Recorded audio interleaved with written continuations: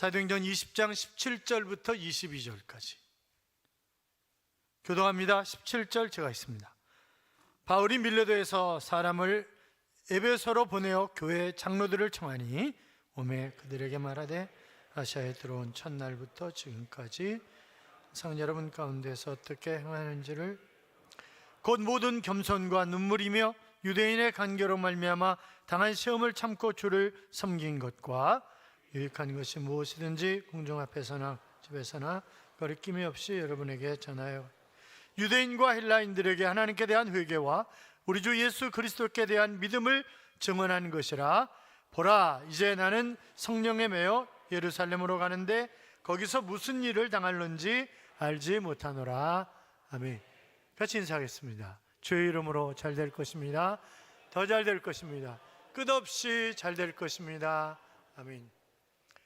예배 자리에 함께 하신 여러분, 하나님 친히 동행하심으로 잘 되는 행복한 한 주간의 삶이 될 줄로 믿습니다. 시어머니와 며느리가 한 집에 살고 있었어요. 아주 며느리가 착한 며느리였고 시어머니도 정말 좋은 그런 시어머니였습니다. 그래서 이 며느리가 시어머니가 하는 대로 잘 따라하는 거예요. 그래서 어머니 빨래도 주세요. 그랬더니 아니야, 시아버지하고 내 빨래는 속옷은 내가 빠를게, 걱정하지 마. 그런데 나중에 빨래하고 보면 시어머니가 빠른 속옷은 눈이 빛날 정도로 아주 하얀데 자기가 빠른 거는 시원찮은 거예요. 아무리 봐도 뭐 어머니가 다른 약품을 사용한다든지 그런 게 아닌데 이상하다. 그런데 뭐 안 가르쳐 주시는 거죠. 그냥 뭐 또 본인도 물어보지도 않고. 그러다가 이제 세월이 흘러갔고 시어머니가 숨을 가쁘게 쉬시면서 이제 돌아가시기 직전이었습니다. 그때 며느리가 생각하다 어머니 빨래요. 그러니까 눈을 껌뻑거리시든지 거리시면서 끝까지 꼭 짜거라, 그렇게 얘기를 하시는 것이었습니다. 자, 그러니까 빛나는 어머니의 빨래와 그렇지 않은 며느리의 빨래의 차이는 마지막까지 끝까지 꼭 짰느냐 그렇지 않았느냐에 따라서 이것이 달라진 것이다 라고 하는 그런 얘기입니다. 여러분, 시작이 굉장히 중요하지만 끝은 훨씬 더 중요합니다. 그렇잖아요? 우리가 살아가면서 시간이 어쩌면 그렇게 빨리 가는지 모르겠어요. 옛날에 그 20대 때는 20km로 가고 30대 때는 30km로 가고 50대 때는 50km로 가고 70대 때는 70km로 간다라고 하는 말이 정말 실감이 납니다.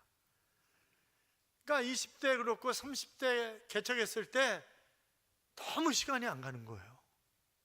그리고 너무 제자교회는 다 좋은데 목사님이 너무 젊다고 그래가지고 밤색 뿔테 안경에다가 안경 살짝 밤색 넣어가지고, 그리고 큰애가 이 새치 뽑으려면 야 뽑지 마라. 그리고 그랬는데 어느 날 보니까 머리가 다 하얘졌어요.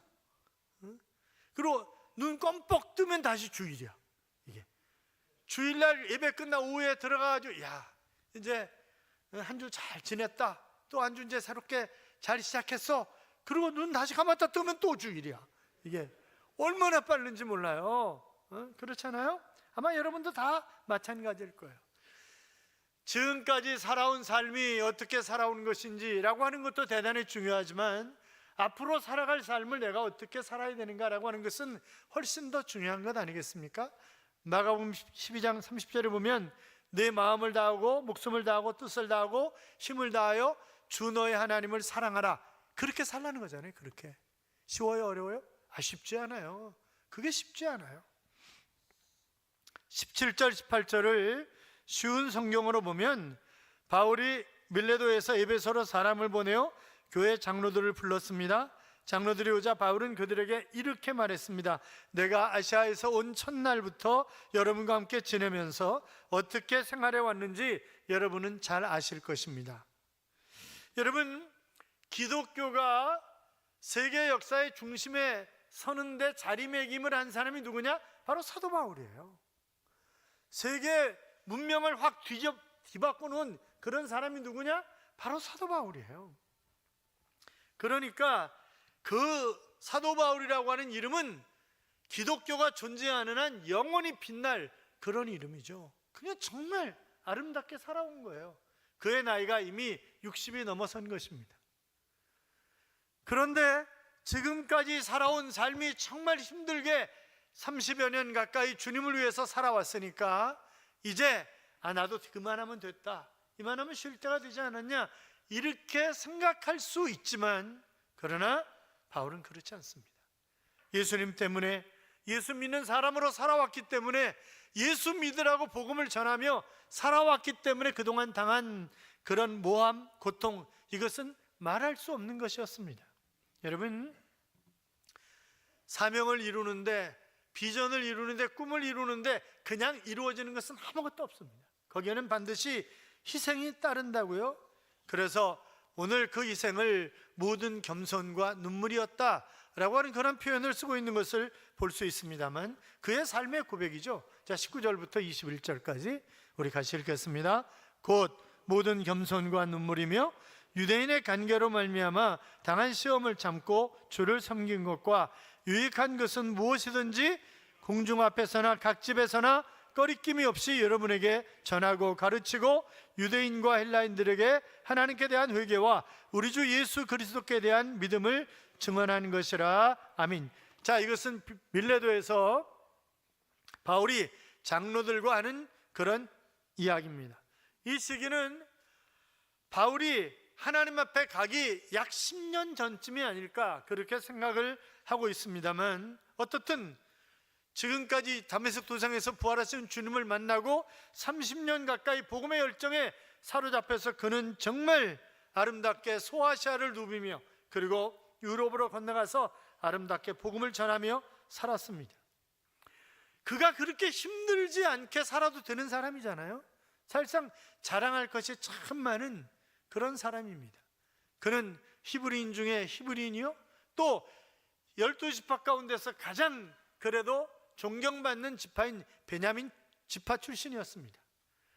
당시 바리새파가 약 5% 정도밖에 안 됐어요. 그러나 그 종교적인 영향력은 95% 이상을 행사하는 것이 바리새인들입니다. 자, 이 사람 바리새인 중에 바리새인입니다. 어떻게 로마 시민권을 가지게 되었는지는 잘 모르겠지만, 로마 제국 시대에 로마 시민권을 가지고 있는 지금 미국 시민권과 비교할 수가 없는 거예요. 로마 시민권을 가지고 있으면 함부로 어떻게 할 수가 없는 거예요. 그래서 바울을 사도행전 16장에 보면 빌립보 감옥에 가뒀다가 로마 시민권자인 줄 알고 깜짝 놀래가지고 제발 떠나달라고 막 이제 그러는 장면들도 우리가 보았지 않냐 이 말이죠. 그런데 그가 지금 복음을 전하면서 가는 중요 도시마다 교회가 세워지고 교회가 아름답게 성장을 했습니다. 이제 쉴만한데 그동안 고통과 고난과 역경과 수없이 많은 그런 일들이 있었는데, 그런데 그는 여전히 겸손하게 복음을 전하는 것입니다. 여러분 보세요. 나중에 뭐라 그래요? 자기가 저는 죄인 중에 괴수입니다, 그렇게 얘기를 하잖아요. 사랑하는 여러분, 우리가 배웠으면 얼마나 배웠겠습니까? 바울은 그 당시에 최고의 학자인 가말리엘의 수제자였습니다. 또 우리가 가졌으면 얼마나 가졌겠어요. 세상 어느 곳에서 우리가 어떤 일을, 사회적 지위가 높으면 얼마나 높겠어요. 그렇잖아요. 그런데 사회는 정말 이상해요. 완장만 채워주면 딴짓해. 지금까지 참 겸손했던 사람들이 완장만 차면 이상해지는 거예요. 저는 교단에서도 많이 봤어요. 저도 또 그랬는지도 몰라요. 여러분, 6.25 때 그 모슴들에게 완장 채워줬더니 어떤 일이 벌어졌는가 얘기 많이 들었잖아요. 동네 사람들을 수없이 죽였어요. 그러니까 더 겸손하게 살아야 되는데 그렇지 않은 것입니다. 우리가 배울수록, 가질수록, 지위가 높아질수록 더 겸손하게 하나님의 영광을 드러내고 살아야 되는데 그렇지 않은 것입니다. 바울도 보세요. 그가 정말 편안하게 살 수 있는 사람이었음에도 불구하고 그는 억수로 맞았잖아요. 40에 하나 감한 매를 5번씩이나 맞고, 그러니까 죽지 않을 정도만큼 억수로 맞은 것입니다. 뿐만이 아니라 감옥에 갇히기도 하고 배가 파손되어서 바다에서 힘든 세월을 지나야 했고 독사에 물리기도 했고 어떻든 춥고 배고프고 옹졸한 누명을 쓰고 하여튼 말할 수 없는 그런 어려움이 그에게 떠나지 않은 것입니다. 그래도 참고 인내하고 겸손으로 믿음을 지켜나가는 것입니다. 여러분, 믿음을 지키기 위해서 얼마나 인내하셨습니까? 죄 지는데 더 빠르고 참지 못하고 타협하고 주님을 좀 멀리했다가 어려움이 오면 투덜대는 그런 삶이 우리의 삶은 아니었는가 하는 것입니다. 양들이 풀을 뜯고 있는 초원에 울타리가 있었어요. 거긴 중간중간 가시나무가 있었습니다. 그런데 양 한 마리가 가해로 가더니 기어코 이 가시나무에 걸린 것입니다. 그래가지고 막 소리를 지르고 난리를 칠수록 더 엉키는 거죠. 그래가지고 이 목동이 간신히 이 양을 뜯어냈어요. 그리고 저녁 때가 되었기 때문에 또 기구가 없으니까 내일 아침에 일찍 와가지고 내가 저 가시나무들을 확 다 베버리라 그렇게 생각하고 들어갔습니다.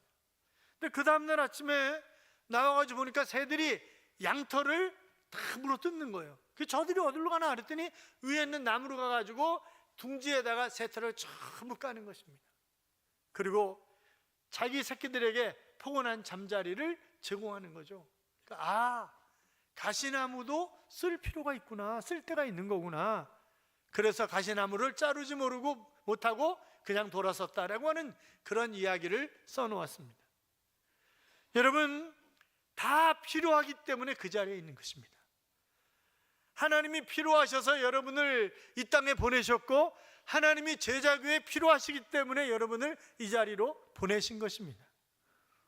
그러니까 이 땅에 존재한 모든 것들은 다 사명을 가지고 있다라고 하는 것입니다. 지렁이가 뭐 필요한가?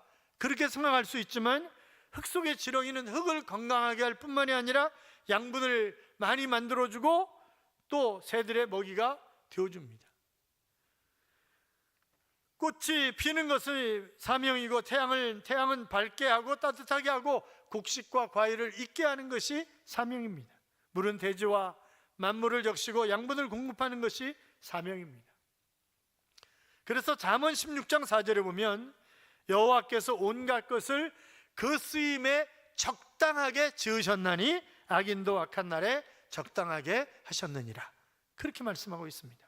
그러니까 다 쓸모가 있어서 하나님이 만드셨고 다 필요하셔서 보내셨다고 하는 것입니다. 자, 하나님이 필요하셔서 바울을 다메섹 도상에서 부르셨어요. 그리고 그를 이방인을 위한 사도로 그렇게 하나님은 쓰고 계시는 것입니다. 그래서 그는 하나님의 장중에 붙들려서 어떤 상황 가운데 있든지 겸손하게, 그래서 모든 겸손과 그랬습니다. 뿐만이 아니라 자기가 얼마든지 자랑할 수 있는 그것들, 내가 복음을 전하는데 그것이 꼭 필요한 것이 아니기 때문에 빌립보 3장 7절 이하에 보면 그러나 무엇이든지 내게 유익하던 것을 내가 그리스도를 위하여 다 해로 여길 뿐더러 또한 그 모든 것을 해로 여김은 내 주 그리스도 예수를 아는 지식이 가장 고상함을 인함이라. 내가 그를 위하여 모든 것을 잃어버리고 배설물로 여김은 그리스도를 얻고, 그렇게 기록되어 있단 말이죠. 그러니까 다 해롭게 자랑할 것 다 해롭게 여긴다. 나 그거 다 똥이다, 똥. 그렇게 얘기하고 있습니다. 사랑하는 여러분, 언제나 자기 자신을 겸손하게 낮춰야 합니다. 그러니까 우리가 어떤 구제를 하든지 어떤 좋은 일을 하고도 인정받지 못하는 이유가 뭐예요? 내가 꺼덕거리기 때문에 그래요. 겸손하면 절대 사람들이 뭐라 그러지 않아요? 더 존경하는 거지. 내가 할 거든 내가. 그러니까 그거를 하면 뭐하나, 입으로 다 쏟지. 이제 그러고 사람들이 그런단 말이죠. 사역의 열매가 없는 것도 왜 그래요? 겸손하지 않기 때문에 그렇습니다. 우리가 자신을 드러내면 안 된단 말이죠. 여러분, 내가 겸손하려면 내 자신이 죽어야 겸손하지, 내가 살아있는 한 겸손할 수가 없는 것입니다. 그래서 내 생각, 내 뜻, 내 판단, 내 경험, 내 지식, 이건 다 십자가에 못을 박아야, 그래야 내가 겸손할 수 있지, 그렇지 않으면 겸손할 수 없습니다. 바울은 겸손할 뿐만이 아니라 모든 고통을 눈물로 참았다 그랬습니다. 여러분, 눈물이 아무 때나 나옵니까? 응? 이제부터 울어야지. 그러면 눈물이 쫙 나와요? 그 어떤 탤런트는 그러더라고. 그러니까 우는 연기는 어떻게 하냐니까 생각을 모아가지고 울어야지. 그러면 눈물이 뚜루룩 떨어진대요. 근데 저는 아무리 그래도 안 되던데. 그건 안 돼요. 그런데 가슴 아픈 일이 있으면 나도 모르게 눈물이 나잖아요. 응? 교인들이 아프거나 죽거나 가족들도 마찬가지고 다 마찬가지죠. 예수님을 구주와 주님으로 영접하고 하나님을 아버지라고 부르며 신앙생활하는 여러분이 예수 믿기 때문에, 예수 믿고 살기 때문에, 또 복음을 전하며 섬기는 자리에 있기 때문에, 또 내가 목사로서, 장로로서, 안수입사, 권사, 교구장, 선교회장, 성가대원으로, 순장으로 쓰임받으면서 눈물을 흘릴 만큼 모진 소리를 들어본 적이 있으십니까? 예수님도 그랬고 바울도 그렇게 모질게 고통을 당했는데 뭐 나쯤이야 뭐 그러면서 모함을 받는다고, 또 이런저런 일 때문에 고통당한다고 여러분이 아무렇지도 않게 그것을 받아들이고 참으셨습니까? 바울을 보면 모함을 받는다고 피하고 숨고 그만두지 않았습니다. 고통스럽다고 집어내던지지 않았습니다. 목회하면서 보면 특히 신앙생활하는 사람들이, 봉사하고 섬기는 자리에 있던 사람들이 마음에 상처가 되는 소리를 들었다고 집어치우는 그런 사람들을 36년 목회하면서 몇 차례 보았습니다. 그러나 바울은 눈물을 흘리면서 계속적으로 전파하고 가르치고 그리고 선포합니다. 언제부터요? 처음부터 지금까지. 같이 한번 따라해요. 처음부터 지금까지. 처음부터 지금까지. 여러분, 처음에 잘하기는 쉬워요? 잠깐 잘하기 쉬워요? 그러나 길게 잘하는 것도 어려워요. 끝까지 잘하는 것 정말 힘들어요. 그렇잖아요? 우리가 살아온 이제까지의 삶이 중요합니다. 그러나 더 중요한 것, 정말 중요한 것은 이제부터의 삶 아니겠습니까? 이제부터 내가 끝날 때까지, 주님 오시는 그날까지의 삶이 훨씬 더 중요한 것 아니겠냐고요. 모든 사람들과의 관계가 굉장히 중요하지만 주님 오시는 그날까지 앞으로 그 사람들과의 관계가 더 중요한 것 아니겠냐고요. 그렇잖아요? 힘들고 어려운 일이 있어도 참음으로 사명을 잘 감당해야 합니다. 인간적으로 계산하지 말고 묵묵히 일하는 것입니다. 예수님 보세요. 예수님도 시험 당하셨어요. 그러나 말씀으로 묵묵하게 그것을 이겨나가시는 그런 장면을 우리가 볼 수 있습니다. 여러분, 대부분의 사람들은 자기 생각, 자기 철학, 자기 뜻대로, 자기 경험대로 살아갑니다. 마라톤 경주는 대단히 힘이 듭니다. 42.19km잖아요. 달리는 동안 무슨 변수가 생기는지 모르죠. 이번에 뭐 어느 대회에서 마라톤 뛰고 있는데 뭐 골프공이 날아왔다나 그래가지고 맞았다나 뭐 이제 그러더라고요.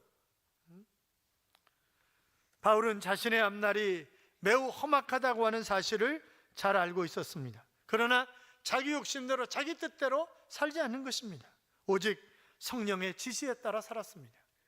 그래서 22절에 보면, 보라, 이제 나는 성령에 매여 예루살렘으로 가는데 거기서 무슨 일을 당할는지 알지 못하노라 그랬습니다. 여기 성령에 매여 있다, 성령에 묶여 있다, 성령의 지배를 받고 산다, 그런 말입니다. 사람들은 다 보면 매여 살아요. 나이가 들면서 남자들은 전부 다 마누라한테 매여 삽니다. 여자들은 나이가 들수록 더 거칠어집니다. 말도 더 많아집니다. 그리고 따지기를 잘합니다. 우리 집에서 그런다는 얘기는 절대 안 해요. 그렇잖아요. 근데 남자들은요, 점점 온순한 양이 돼갑니다. 나이가 들수록. 그렇잖아요. 어떤 사람은 돈에 매여 삽니다. 어떤 사람은 휴대폰에 매여 삽니다. 그래서 예배 시간에도 휴대폰 끊어놓고 여기서 다 보여. 여기서 그러니까 지하철 안에서도 그렇고 버스 안에서도 다 노인이나 뭐 어린아이나 다 핸드폰 꺼내놓고 있어요. 야, 제가 그래서 초등학생한테, 야, 너는 애가 무슨 핸드폰을 가지고 다니냐 했더니, 할아버지 그런 얘기 하지 마세요. 할아버지 같은 어른들은 다 어디 가든지 거기 전화 있잖아요. 근데 우리는 밖에 나가면 전화가 없어요. 그래서 우리가 핸드폰 가지고 다녀야 돼요. 이렇게 얘기하는데 그 말이 맞는 것 같더라고. 가만히 보니까 걔네들이 이렇게 따지더라고요. 그 정글에 천국을 짓는 사람이라고 하는 책이 있습니다. 장윤아 선교사님이 지은 그런 책이에요. 그런데 이분이 정말 잘 나가는 대기업의 비서실장이었습니다. 아주 탁월한 능력을 가지고 있는 그런 사람이에요. 그런데 어느 날 갑자기 식물인간이 된 거예요. 얼마나 답답하겠어요? 아니 내가 죽고 싶어도 못 죽어. 식물인간인데 어떻게 죽어요? 죽고 싶어도 못 죽는 거지. 그냥 입만 껌벅껌벅 눈만 껌벅 이러고 있는 거예요. 그런데 몇 달 지나가면서 가만히 생각해 보니까 자기가 하나님 앞에 서원한 게 있더래요. 이 아들이 화상을 입었는데 병원에서 방법이 없다고 그러는 거예요. 이제 곧 죽는다고, 방법이 없다고. 그런데 하나님, 이 아이를 살려주시면 제가 생명을 내놓고 하나님 앞에 충성하는 종이 되겠습니다. 이렇게 소원한 게 생각이 나는 거예요. 그래가지고 눈물을 툭툭 흘리면서 누워서, 하나님, 제가 잘못했습니다. 저에게 다시 한번 기회를 주시면 제가 주의 종으로 충성을 하겠습니다. 어디서 많이 들어본 얘기죠? 여러분 많이 그러잖아요. 집에서 이번 문제만 해결해 주시면 하나님, 이러고 이러잖아요 우리가 맨날. 그런데 그렇게 기도가 끝나니까 자기도 모르게 몸이 다 풀리더라는 거예요. 그냥 또 기분이 별로 안 좋으시구나. 남 치료됐다면 별로 기분이 안 좋아. 그래가지고 그가 신학을 공부하고 요나처럼 베트남으로 갔습니다. 베트남. 그것도 해변 도시에 있는 해변 휴양 도시인데 거기 문둥이촌이 있는 거예요. 문둥이촌이. 거기서 일을 하는 거예요. 그런데 거기 가서 막 그들과 함께 섞여져 가지고 뭐 빨아주고 닦아주고 막 이러면서 같이 어울려 사는데 그들이 예배드릴 장소가 없는 거예요. 그래서 교회를 지어야 되겠다라고 생각을 하고 교회를 짓기 시작하는 것입니다. 그런데 문둥이 되니까 손이 뭉그러지고 다 뭉그러진 거죠. 그럼 손이 뭉그러진 사람들은 손목에다가 이거 묶는 거예요. 손목을 묶어서. 또 그 손이 없는 사람들은 또 그 삽을 갖다 배에다 갖다 대고 이렇게 아주 묶어가지고 배로 이렇게 아주 땅을 파는 거예요. 그래가지고 보통 10개월이 내면 건축할 수 있는 게 3년이 넘게 걸린 것입니다. 문둥이들 데리고 하니까 얼마나 감사한지. 들어가서 예배를 드릴 예배당이 있다는 것이 너무너무 감사하고, 그래서 그는 베트남 캄보디아 일대에 약 200여 개에 가까운 교회와 병원을 세웠습니다. 대단하잖아요. 그렇잖아요. 그러니까 하나님이 나에게 주신 사명이 무엇인가를, 그가 이런 고백을 했어요. 하나님은 저에게 실명한 한쪽 눈과 굳은 목표의 가시를 주셨습니다. 고난을 통하여 한센병의 고통이 어떤 것인가를 알게 하셨고 지체 부자유자를 돌보라고 하는 사명을 주셨습니다. 어떠한 고난을 당해도 거룩한 꿈을 갖고 시험을 통과하면 더 큰 복을 주시는 하나님을 알게 하셨습니다. 저는 오늘도 지팡이를 짚고 주님과 함께 장차 이르게 될 멀리 배는 시온성을 바라보며 지구본 위를 달리고 있습니다. 그렇게 고백을 합니다. 그분은 주님께 받은 사명이 얼마나 큰 것인가를 알게 내 몸이 어떤 상태에 있든지 상관없이 그는 충성하는 삶을 살아가고 있는 것입니다. 자, 지금 이제 예루살렘으로 오려고 하는 거예요. 그런데 배를 타고 여러 항구를 지나야 됩니다. 가이사랴에 와서 다시 또 여러 지역들을 지나야 예루살렘에 갈 수 있습니다. 나이가 60이 넘었다고 그랬어요. 그 당시에 교통이 발달한 시대가 아니에요. 그러니까 여행하는 것 자체가 힘든 그런 나이예요. 사람들이 환영해주고 격려해주고 박수 쳐주고 이러면 가는 길이 얼마나 행복하겠어요. 그런데 고난과 역경이 기다리고 있다는 거예요. 하나님이 좀 시온의 자리를 활짝 확 열어가지고 좀 편안하게 가게 하시면 좋을 터인데, 그런데 그것이 아니라 고난과 역경이, 그럼에도 불구하고 그는 묵묵히 그 길을 가는 것입니다. 사랑하는 성도 여러분, 여러분은 어떤 문제에 직면해 있습니까? 건강이 문제입니까? 돈이 문제입니까? 가족들이 문제입니까? 사업이 문제입니까? 그런 문제들이 크게 느껴지십니까? 주님이 주신 그런 사명에 생명을 걸어보세요. 그 일을 위해서 주님 앞에 한번 목숨을 바쳐보십시오. 내가 나를 위해서 살려고 하면 너무너무 힘이 듭니다. 그렇잖아요? 돈 버는 거 쉬워요? 어려워요. 먹고 사는 거 힘들어요. 경쟁하기도 힘들고 건강 유지하기도 힘들어요. 사람 많은 것도 힘들고 만나는 것도 힘들고 다 힘듭니다. 그런데 내 인생을 주님 앞에 쓰기로 하고 다른 것 다 내려오면 문제가 되지 않는 것을 내가 발견하게 되는 것입니다. 고린도후서 12장 9절에 보시면 내게 이르기를 내 은혜가 내게 족하도다 이는 내 능력이 약한 데서 온전하여짐이라 하신지라 이러므로 도리어 크게 기뻐함으로 나의 여러 연약한 것들에 대하여 자랑하니니 이는 그리스도의 능력이 내게 머물게 하려 함이라 그랬습니다. 그가 육신의 질병 때문에 생명 걸고 3번씩이나 기도했지만 그거는 삼은 완전수기 때문에 죽기 살기로 기도했다는 거예요. 그런데 내 은혜가 내게 족하다. 그 뭐예요? 그냥 병 가지고 살아. 그런 얘기잖아요. 결국 그가 병 가지고 살아갈 때 하나님은 그의 곁에 누가를 붙이셨고 의사잖아요. 그 사람은. 그래서 협력해서 선을 이루게 하셨던 것을 우리는 잘 알고 있습니다. 사랑하는 여러분, 우리가 지금까지 어떻게 살아왔든 상관없이 주님 앞에 가는 날까지 하나님이 나에게 허락하신 복음 전파의 사명, 또 각자에게 주신 여러 가지 사명들이 있습니다. 그 사명을 이루기 위해서 생명을 걸고 달려가므로, 그런데 어떻게 해요? 겸손하게, 또 오래 참고, 그리고 성령에 매어서 그렇게 살아가므로 이 땅에 사는 날 동안도 하나님이 함께 하심으로 멋지고 행복한 삶을, 그리고 주님 오시는 그날, 주님 앞에 가는 그날 받을 상급이 있는 그러한 삶을 살아가는 하나님의 자녀들이 되시기를 주님의 이름으로 축원합니다. 이런 찬양 있죠? 사슴이 시냇물을 찾기에 갈급함같이 내 영혼이 주님을 찾기에 갈급하나이다. 내 영혼이 살아계신 하나님을 갈망하오니 내가 어느 때에 나아가 주님을 배울고 나를 비방하는 무리들이 나를 상하게 하고 나의 영혼 낭망하여 눈물을 흘릴 때에 낮에는 인자함을 베푸시고 밤엔 찬송이 나에게 있어 나의 생명 되신 하나님께 내가 기도하리니 라고 하는 그런 찬양입니다. 사랑하는 여러분, 목마른 사슴이 헐떡거리는 것처럼 내 영혼이 정말 주님을 앙망하는 그것 때문에 헐떡거려 보신 적이 있으신가요?